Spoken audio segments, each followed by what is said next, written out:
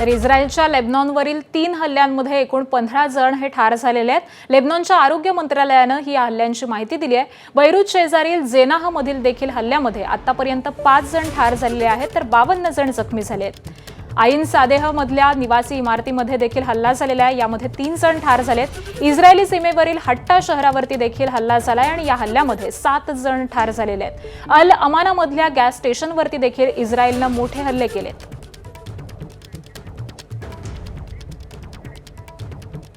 आणि America Iran विरोधामध्ये आक्रमक झाली आहे। अमेरिकेचे अध्यक्ष डोनाल्ड ट्रम्प यांनी इराणला आतापर्यंतची सर्वात मोठी धमकी दिली आहे। मंगळवारपर्यंत होर्मुझ सामुद्रधुनी खुली करा, अन्यथा एका दिवसामध्ये पॉवर प्लांट आणि पूल हे उद्ध्वस्त करणार, अशी धमकी ही ट्रम्प यांनी इराणला दिलेली आहे। आणि ट्रम्प यांच्या इशाऱ्यानंतर अमेरिकेच्या B-1 बॉम्बरचा ताफा हा रवाना झालेला आहे। ब्रिटिश मीडियानं हे वृत्त दिलेलं आहे। अमेरिकन 3 B-1 बॉम्बर विमानं ही आखातामध्ये पाठवल्याचं वृत्त समोर येत आहे। ब्रिटनमधल्या हवाई तळांवरून B-1 बॉम्बर विमान हे रवाना झाल्याची माहिती सध्या समोर येते आहे। अमेरिकेची B-1 बॉम्बर बंकर विमानं ही ओळखली म्हणून जातात आणि हीच विमानं आता रवाना करण्यात आली आहेत।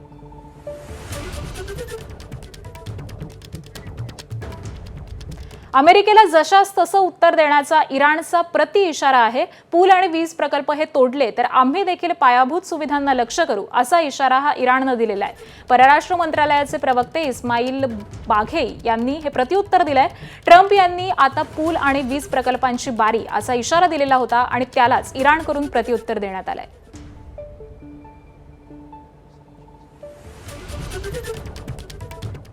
अमेरिका आणि इराणच्या इशाऱ्यामध्ये इशाऱ्यामध्ये कच्चं तेल हे आता पुन्हा महागलेलं आहे। ब्रेंट ऑइलच्या किमती या प्रति बॅरल $111 वरती पोहोचलेल्या आहेत। तर अमेरिकेतलं WTI ब्रँडचं कच्चं तेल हे देखील महागलेलं आहे। त्याची किंमत ही $115 वरती पोहोचलेली आहे। 2 ते 3% या कच्च्या तेलाच्या किमती या वाढलेल्या आहेत।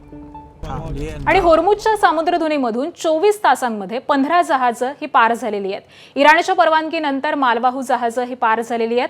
होर्मुझमधली वाहतूक ही महिन्याभरापासून 90% कमी झालेली आहे। होर्मुझमध्ये पहिल्यासारखी वाहतूक ही अशक्य आहे, असा इराणनं इशारा दिला आहे। तर होर्मुझची सामुद्रधुनी ही बंद करण्यात आलेली आहे आणि याचाच परिणाम तेलाच्या वाहतुकीवरती होते आहे। अनेक जहाजं ही अडकून पडलेली आहेत आणि यामध्येच 90% जहाजांची ही आयात निर्यात कमी झालेली आहे। इराणच्या परवानगीनंतर मालवाहू जहाजं काही प्रमाणामध्ये पार होत आहेत आणि 15 जहाजं ही आतापर्यंत 24 तासांमध्ये होर्मुझची सामुद्रधुनी ओलांडून आलेली आहेत।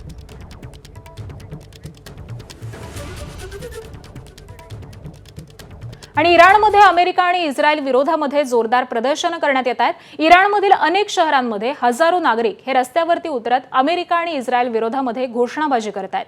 त्याबरोबरच मोस्तफा खामेनींच्या समर्थनार्थ देखील घोषणाबाजी ही करण्यात येते।